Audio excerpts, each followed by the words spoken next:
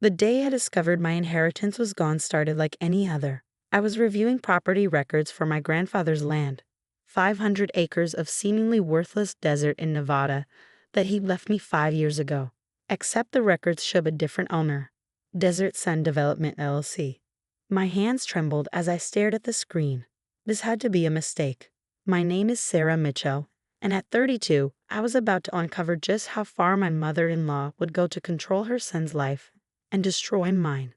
"It's done," Patricia's voice cut through my shock. I turned to find her standing in my home office doorway, perfectly coiffed as always in her designer suit. "Really, Sarah, you should thank me." That land was just sitting there, dragging down my son's potential for success. I kept my voice steady, though my heart was racing. "You sold my inheritance. How is that even possible?" She smiled, the kind of smile that never reached her eyes. Power of attorney is such a useful thing, especially when one knows the right people at the right banks. Robert should never have married beneath his station, but at least now I've salvaged something from this mess. Robert, my husband of 6 years, was at work, completely unaware of what his mother had done. Or so I thought. "Does Robert know about this?" I asked, already dreading the answer. Patricia's laugh was sharp as glass. "Of course he does, dear. Who do you think signed the final papers? He agrees it's for the best. That land was just another sign of your humble beginnings." The betrayal hit like a physical blow. Robert had known, had helped her, but they didn't know everything. What Patricia and Robert didn't realize was that for the past 5 years, I'd been investigating that worthless land. My grandfather, a geologist, hadn't been senile when he left it to me, as Patricia constantly implied. He'd been brilliant. 3 months ago, I confirmed what he'd suspected all along. The land sat on one of the largest lithium deposits in North America. I'd been quietly laying groundwork, setting up meetings with mining companies, preparing for the moment I'd announce the discovery. And now they'd sold it. My inheritance, my future, my chance to prove I was more than just the gold digger Patricia accused me of being. But I hadn't spent years studying geology and business management to crumble at the first step back. "Thank you for your concern," I said calmly, closing my laptop. "I'm sure you did what you thought was best." Patricia's triumphant smile faltered slightly at my lack of reaction. "Well, yes, I did. For Robert's sake, of course." "Of course," I echoed, standing up. "Would you excuse me? I have some calls to make." She left, clearly disappointed by my composed response. She'd expected tears, pleading, maybe even threats. Instead, she got calm acceptance, which I knew from experience would disturb her more than any emotional outburst. The moment she was gone, I pulled out my phone and called Marcus, my grandfather's old friend and my secret business partner for the past 3 years. "They sold the land," I said without preamble. "What? How?" "Patricia. She somehow got power of attorney. Robert helped." Marcus swore softly. "The lithium deposit. They don't know about it." I cut in. "They think they sold worthless desert. I need you to find out who Desert Sun Development LLC really is. And Marcus, we need to move fast." I spent the next hour making calls, activating contingency plans I'd hoped I'd never need. By the time Robert came home that evening, I was ready. He found me in the kitchen, calmly preparing dinner as if nothing had changed, as if he hadn't just helped his mother steal my inheritance. "Mom said she talked to you today," he began, loosening his tie. "About the land sale." I kept chopping vegetables, my movements precise. "She did. Sarah, you have to understand. That land was just sitting there, not generating any income. Mom found a buyer willing to pay good money for it. It was the sensible thing to do." I set down the knife and turned to face him. "And you didn't think you should discuss this with me first?" He had the grace to look uncomfortable. "You're too emotional about these things. It was your grandfather's land, I know, but sometimes we have to make hard business decisions." "Hard business decisions," I repeated. "Like forging documents to sell property that doesn't belong to you?" "No one forged anything," he protested. "Mom had power of attorney." Power of attorney that was mysteriously granted 2 weeks ago, according to the documents. Tell me, Robert, how did that happen when I was never even asked about it?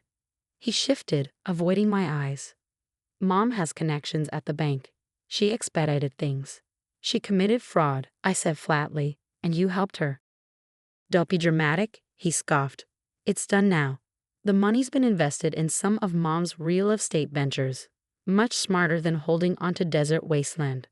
I thought about the geological surveys hidden in my private cloud account, the mineral analysis reports, the preliminary contracts I'd been negotiating with mining companies. All the work I'd done in secret, knowing Patricia would try to interfere if she found out. How much? I asked. What? How much did you sell it for? He smiled, clearly relieved I was asking about money rather than ethics. 2 million. A great price for land like that. 2 million. The lithium deposits were worth billions. I see, I said, turning back to my vegetables. And I suppose Patricia's real estate ventures are doing well. They will be, he said quickly. Mom knows what she's doing. I bet she does, I thought, just not as well as she thinks. That night, as Robert slept soundly beside me, I slipped out of bed and made my way to my office. Marcus had come through with information about Desert Sun Development LLC. As I'd suspected, it was a shell company, but not one of Patricia's. The real buyer was Clayton Industries, one of the largest mining companies in the country. They must have done their own surveys, discovered what I already knew. Patricia, in her eagerness to control everything, had unknowingly sold a billion-dollar lithium deposit for a fraction of its worth. My phone buzzed with a text from Marcus, meeting set for tomorrow, 9 a.m. They don't know about the sale yet. I smiled in the darkness. Patricia thought she was teaching me a lesson about power. Instead, she was about to learn one about knowledge. The next morning, I dressed carefully in my most professional suit, a far cry from the cheap clothes Patricia always criticized. Robert had already left for work, probably to report my subdued reaction to his mother. The offices of Clayton Industries were exactly what you'd expect from a mining corporation, all glass and steel and power. I walked in like I belonged there, which in a way, I did. John Clayton himself was waiting in the conference room, along with his chief geological officer and 2 lawyers. Mrs. Mitchell, he said warmly, we've been looking forward to meeting you. Your preliminary reports on the lithium deposits are fascinating. I set my briefcase on the table. Thank you. Though I should mention there's been a slight complication. His eyebrows rose. Oh, yes. It seems your company, through a shell corporation called Desert Sun Development, purchased my land yesterday, without my knowledge or consent. The room went very quiet. That's concerning, Clayton said carefully. We've been in negotiations to purchase mineral rights for several properties in that region, but I wasn't aware. I pulled out a folder. Here's the sale document, executed through fraudulent power of attorney by my mother-in-law, Patricia Whitman. I've already filed police reports and contacted the SEC. Clayton's lawyers were frantically flipping through papers. His geological officer looked like he might be ill. Mrs. Mitchell, Clayton leaned forward. What exactly are you proposing? I smiled. That depends. Would you like to explain why your company tried to secretly buy my land for a fraction of its value? Or would you like to discuss a legitimate partnership that benefits us both? The meeting at Clayton Industries lasted 4 hours. By the time I walked out, I had a preliminary agreement that would change everything.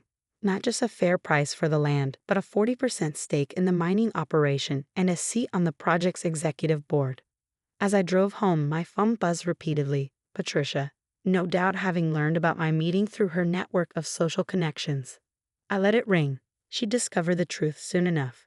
Walking into our house that evening, I found both Patricia and Robert waiting for me. Patricia sat regally in her favorite armchair, while Robert paced nervously. Where have you been? Patricia demanded. I heard the most bizarre rumor about you meeting with John Clayton. It wasn't a rumor, I replied calmly, setting down my briefcase. We had a very productive discussion about the land you sold. Robert stopped pacing. What are you talking about? Why would John Clayton care about that worthless desert? I pulled out the geological surveys, spreading them across the coffee table. Because that worthless desert sits on one of the largest lithium deposits in North America. Worth billions, not the 2 million you so generously accepted. The color drained from Patricia's face as she stared at the reports. You're lying. This can't be real. Oh, it's very real, I said, pulling out more documents. My grandfather wasn't the senile old man you always claimed he was. He was a brilliant geologist who knew exactly what he was leaving me. I've spent the last 5 years quietly confirming his theories and preparing for mining operations. Robert grabbed one of the papers, his hands shaking. But the sale was fraudulent. I finished for him. The power of attorney was forged, the sale was executed without proper authority, and Clayton Industries' attempt to secretly buy the land through a shell company has attracted the SEC's attention. Patricia stood up, her composure cracking. You stupid girl. Do you have any idea what you've done? That sale was perfectly legal. Was it? I pulled out my phone, playing a recording of our conversation from the day before. Her voice filled the room. Power of attorney is such a useful thing, especially when one knows the right people at the right banks. She sank back into her chair, her face ashen. Fortunately, I continued, Clayton Industries has agreed to a legitimate deal, one that makes me a major stakeholder in a multi-billion-dollar mining operation. The fraudulent sale has been nullified, and they're very eager to avoid any negative publicity. Robert stepped forward, attempting a smile. Honey, this is amazing. We're going to be rich. No, Robert. I'm going to be rich. You and Patricia are going to be facing fraud charges unless you agree to my terms. Patricia's eyes narrowed. Terms? I sat down, smoothing my skirt. A divorce, Robert? Quick, clean, and quiet. You admit to the fraud in a sealed statement that will only be revealed if you or Patricia ever try to challenge the divorce settlement. In return, I don't press charges. You can't do this, Patricia hissed. He's my son. Your son who helped you commit federal fraud, I reminded her. How do you think that will look to your society friends, Patricia? To your charity board members? To your country club? The next month was a whirlwind of legal proceedings and business meetings. Robert, faced with evidence of his crimes, signed the divorce papers without contest. Patricia, despite her threats and schemes, couldn't find a way around the recording of her confession. 1 year later, I stood at the groundbreaking ceremony for the lithium mining operation. Cameras flashed as I shook hands with John Clayton, now my business partner rather than my almost defrauder. Remarkable operation you're running here, a reporter commented. How does it feel to be one of the youngest female CEOs in the mining industry? I smiled, looking out over the land my grandfather had left me. It feels like legacy, like vindication, like proof that sometimes the best revenge is success. The lithium mine was just the beginning. Over the next 5 years, I expanded into sustainable energy storage, electric vehicle components, and green technology. Each success built upon the last, turning my grandfather's worthless land into the foundation of a business empire.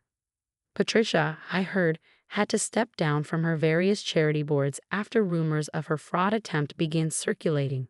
Robert moved to another state, his reputation in the business community tainted by his involvement in the scheme. But the real victory wasn't in their downfall.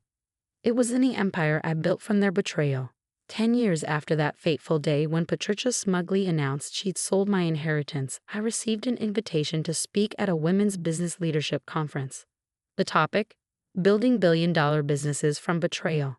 As I stood at the podium, looking out over a sea of ambitious faces, I thought about how far I'd come. Success, I began, isn't about getting revenge. It's about taking the obstacles others put in your path and turning them into stepping stones.